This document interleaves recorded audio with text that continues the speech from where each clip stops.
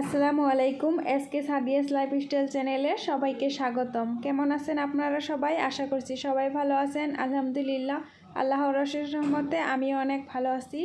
তো আমি অনেক দিন ভিডিও দিতে পারি নাই। আমি ভাবছিলাম যে বাড়িতে যাব, তাই ভিডিও করি নাই। এগুলা বাড়িতে যাওয়ার জন্য কাজে ব্যস্ত ছিলাম। তো বাড়িতে তো যাওয়া হয়নি, একটু লেট হবে বাড়ি যেতে, তাই কোনো ভিডিও করতে পারিনি, আপনাদের সাথে কোনো কিছু শেয়ারও করতে পারি নাই। তো আজকে আমি অনলাইন থেকে কিছু জিনিস অর্ডার করেছিলাম, এগুলো চলে এসেছে। তো এগুলাই ভিডিও করে নিলাম আপনাদের সাথে শেয়ার করার জন্য। তো আপনারা আমার ভিডিওটা লাস্ট পর্যন্ত দেখতে থাকেন। আমার ভিডিওর কোনো অংশ যদি আপনাদের একটুও ভালো লেগে থাকে তাহলে অবশ্যই লাইক দিবেন। লাইক দিতে কিন্তু একদমই ভুলবেন না। আর আমার চ্যানেলটিকে যারা এখন পর্যন্ত সাবস্ক্রাইব করেন নাই, প্লিজ আমার চ্যানেলটিকে সাবস্ক্রাইব করে আমার পাশে থাকবেন। তো আমার এগুলো সব বের করা হয়ে গেছে।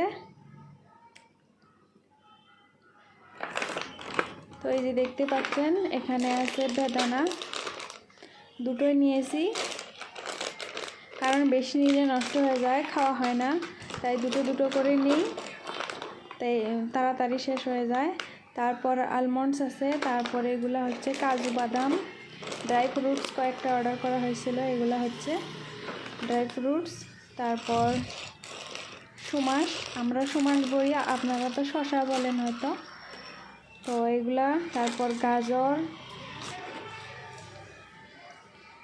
আর এই হচ্ছে সবরি, আমরা এটাকে সবরি বলি, আপনারা কি বলেন জানি না। আপনারা মনে হয় কি জানি একটা বলেন,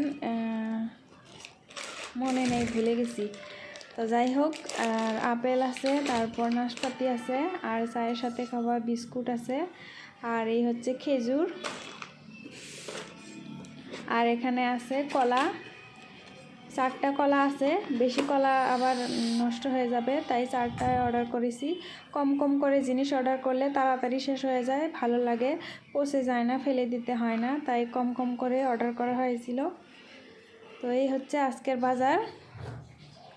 তারপর এখন রান্নাঘরে চলে আসলাম রান্না করার জন্য। এই যে দেখতে পাচ্ছেন, এটা হচ্ছে কলার মোচা, কলার থুর না কলার মোচা জানি বলে।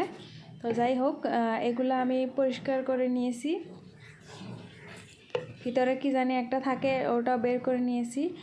তো আর এই হচ্ছে চিংড়ি মাছ, এই চিংড়ি মাছগুলো এখন ভালো করে কেটে ধুয়ে পরিষ্কার করে নিব।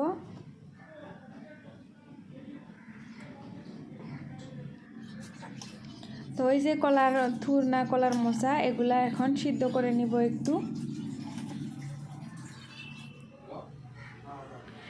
একটু হলুদ দিয়ে দিলাম, এগুলা না হলে কালো হয়ে যায় সিদ্ধ করার পর। তো এখন এগুলো ভালো করে সিদ্ধ করে নিব।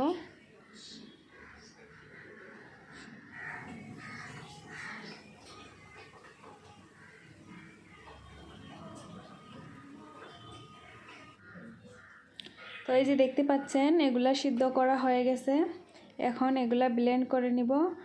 আর এদিকে আমি চিংড়ি মাছ কেটে নিয়েছি, তারপর ধুয়ে পরিষ্কার করেও নিয়েছি, এই যে দেখতেই পাচ্ছেন। আর এগুলো এখন ব্লেন্ড করে নিব।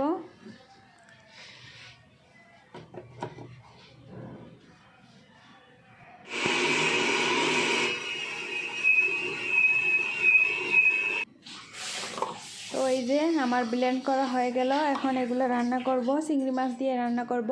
কলার মোচা কিন্তু চিংড়ি মাছ দিয়ে রান্না করলে অনেকটা ভালো লাগে খেতে।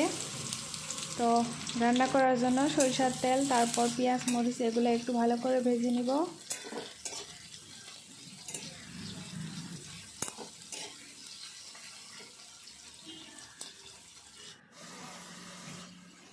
তারপর সব মশলাগুলো দিয়ে দিয়েছি, মশলাগুলো কষানো হয়ে গেছে, এখন চিংড়ি মাছগুলো দিয়ে দিচ্ছি।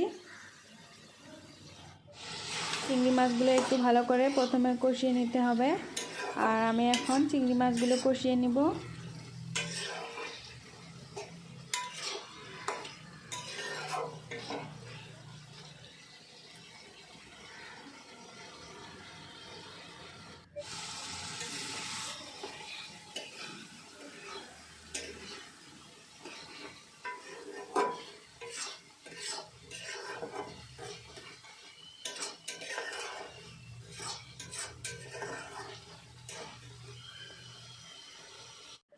মাছগুলো কষানো হয়ে গেছে, আর এখন এই যে ব্লেন্ড করে রাখা কলার মোচা এগুলো এখন ঢেলে দিলাম। এখন ভালো করে নেড়ে চেড়ে এগুলা একটু ভাজা ভাজা করে নেব।